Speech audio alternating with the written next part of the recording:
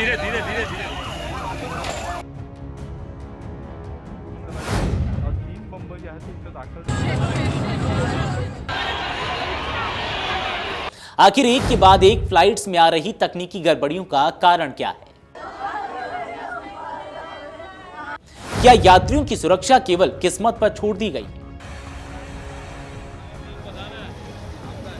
शुक्रवार को मदुरै जाने वाली इंडिगो एयरलाइंस की एक फ्लाइट में तकनीकी खराबी आने के बाद उसे हवा में ही वापस चेन्नई एयरपोर्ट लौटना पड़ा। उड़ान भरने के करीब आधे घंटे बाद पायलट ने खराबी महसूस की और एटीसी से तत्काल लौटने की अनुमति मांगी। विमान में 68 यात्री सवार थे और सभी को सुरक्षित उतार लिया गया। यह घटना भले ही बड़ी दुर्घटना में नहीं बदली, लेकिन इससे एक सवाल जरूर खड़ा हो गया है। आखिर एक के बाद एक फ्लाइट्स में आ रही तकनीकी गड़बड़ियों का कारण क्या है? इस घटना से 2 दिन पहले ही 19 जून को दिल्ली से रायपुर जा रही इंडिगो की फ्लाइट 6E6313 में यात्री लगभग 40 मिनट तक विमान के अंदर फंसे रहे। दरअसल विमान की लैंडिंग के बाद उसका दरवाजा ही नहीं खुल पाया। इस फ्लाइट में छत्तीसगढ़ के पूर्व मुख्यमंत्री भूपेश बघेल और रायपुर की मेयर मीनल चौबे भी सवार थी। विमान दोपहर 2:20 पर रायपुर में लैंड किया, लेकिन यात्रियों को दरवाजा खुलने के लिए लंबा इंतजार करना पड़ा। 17 जून को कोची से दिल्ली जा रहे इंडिगो के विमान 6E2706 को एक ईमेल पर बम की धमकी मिलने के बाद नागपुर में आपात स्थिति में उतरना पड़ा। विमान में 157 यात्री और 6 क्रू सदस्य सवार थे। यह फ्लाइट सुबह 9:31 पर रवाना हुई थी और दोपहर 12:35 पर दिल्ली पहुंचने वाली थी, लेकिन विमान को 11:54 पर नागपुर में इमरजेंसी लैंडिंग कराई गई। बम स्क्वाड और सुरक्षा एजेंसियों ने विमान की जांच की, लेकिन कोई विस्फोटक नहीं मिला। हालांकि इस घटना ने यात्रियों में भारी दहशत फैला दी। 16 जून को गोवा से लखनऊ जा रही फ्लाइट 6E6811 में मध्य हवा में अचानक टर्बुलेंस आ गया।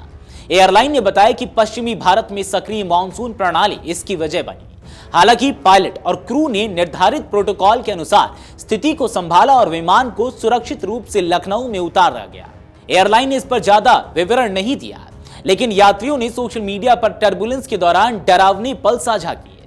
पिछले महीने भी इंडिगो की एक फ्लाइट दिल्ली से श्रीनगर जा रही थी, जिसमें 227 यात्री, जिनमें की तृणमूल कांग्रेस के सदस्यों का प्रतिनिधिमंडल भी था, उसमें कुछ समस्या आई। श्रीनगर पहुंचने से पहले विमान भारी बारिश और ओलावृष्टि की चपेट में आ गया, जिससे काफी टर्बुलेंस हुआ। पायलट ने आपात स्थिति की सूचना श्रीनगर एटीसी को दी और विमान को सुरक्षित उतार दिया गया। हालांकि लैंडिंग के दौरान विमान का अगला हिस्सा क्षतिग्रस्त हो गया।